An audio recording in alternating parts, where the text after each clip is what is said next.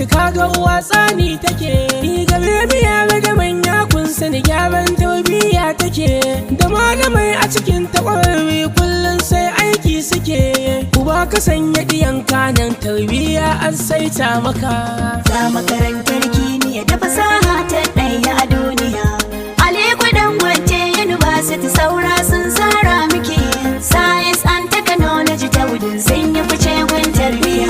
Najeriya ma yanzu a district samsam ba sa da sa'a, sinadarin jaye kan kowa ko da za a yi ƙuri'a, da ma ƙasashen waje suna ta yabobin wannan jami'a, ku gane wannan tamkar fitila ce ta zo mun haskaka.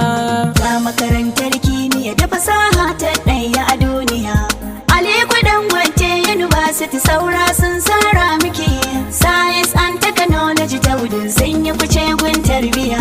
Sanan wannan makarantar ta yaye ɗalibai da yawa, waɗanda yanzu a duniya suke haskawa sun hauhawa, ku je ku binciki zancen nan da nake muku ko na rabin awa, gudunmuwar dadin sakke bayan ruwa ta zarce baka. Ga makarantar kimiyya da fasaha ta ɗaya a duniya, Aliko Dangote University saura sun tsara miki, science and technology ta wudin sun yi fice gun tarbiyya.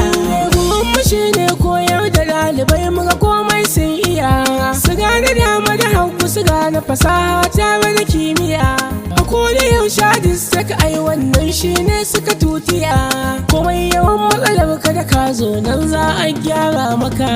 Ga makarantar